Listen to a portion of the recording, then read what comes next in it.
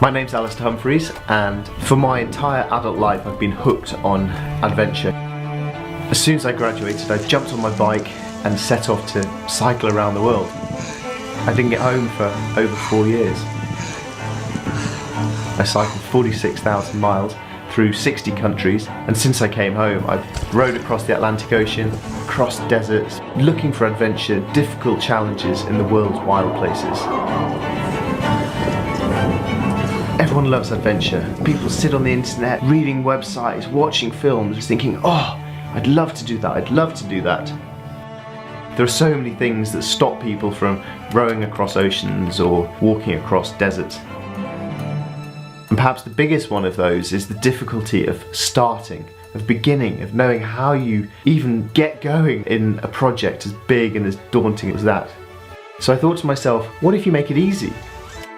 What if you make it so small, so short on your time, that really there's no excuse not to get started? What if you have a micro-adventure?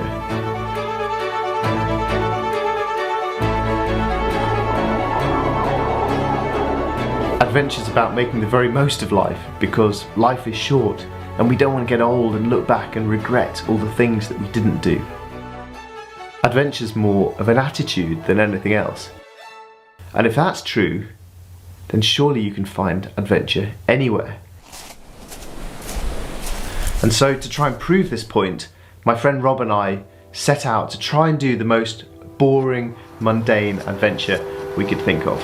We loaded on our rucksacks and set off to walk a lap of the M25 motorway. The M25 is the motorway that encircles London. It's a 120-mile traffic jam passing through boring, non-adventurous sounding commuter towns. If you can have an adventure here, you can have an adventure anywhere. Walking around the M25 was my first micro-adventure. I loved it, and right then I decided to commit to a year in my country, boring, tiny, small little Britain, seeking out adventure close to home, and try and show that you don't need to go to the Yukon or Mongolia to have an adventure.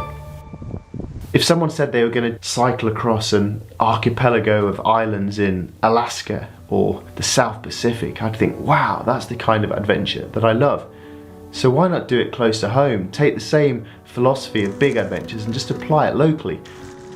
So my friend Joe and I, we set out to cycle the length of the Shetland Isles archipelago, cycling across the land. Then when we reached the water between the islands, we'd inflate pack rafts, paddle across the sea.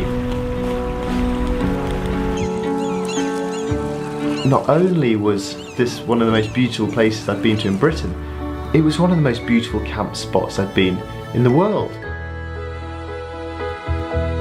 Britain is a wild and beautiful country, just like everywhere else. You just have to go and seek it out.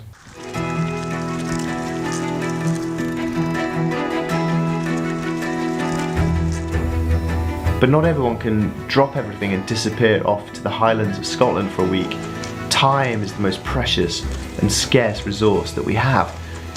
So I realised that if I wanted to make micro-adventures more accessible, then I had to condense them into a shorter amount of time, perhaps into a weekend. When I was doing this, it was really important to not lose the essence of adventure.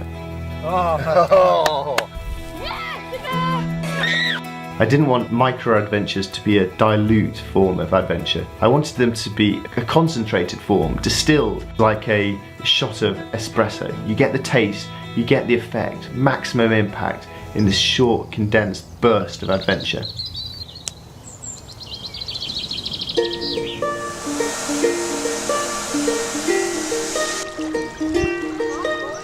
These micro-adventures I was doing now didn't require complicated planning or lots of logistical faffing around. And I was realising that gradually I was starting now to practice what I preached. These adventures were getting so simple now that even kids could do them. And that was brilliant, because if an adventure was simple enough for a child to do, then really there was no excuse for adults not to be getting out there and doing something fantastic as well. You don't need to live in the wild corners of the country to be able to have an adventure. You don't even need to be in your own country. I had to go to Hong Kong for a couple of days for some speaking work, and the first night the company put me up in a very fancy hotel. It was very nice, fluffy white dressing gown. The second night I had to pay myself. So I checked out the hotel and went and slept on a hill. Slept on a hill looking over the lights of Hong Kong, and it was a brilliant experience, a real micro-adventure. The wilderness is closer than you think, it really is, and it was a great perspective on a different city. And so the concept of micro-adventures works wherever you happen to live.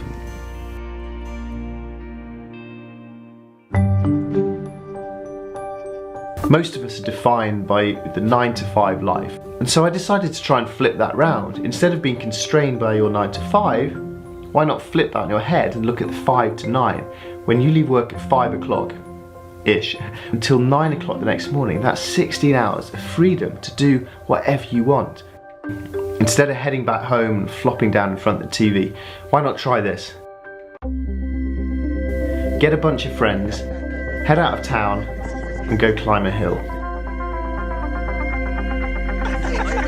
Watch the sunset, sleep under the stars, and then when you wake up in the morning at sunrise,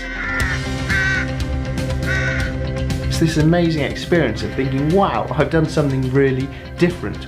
A bit silly, it's less comfortable in your bed, but memorable and different and exciting and adventurous. And all that remains then is to run down the hill, jump in a river for a swim.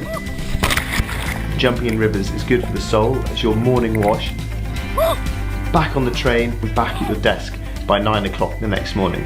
And then when your boss says to you, "Did you do anything nice last night?" you can say, "Yes, actually, yes I did. Last night I had an adventure, a micro-adventure." Life is now or never. Fill it with adventure, squeeze it, wring out as much as you possibly can from it.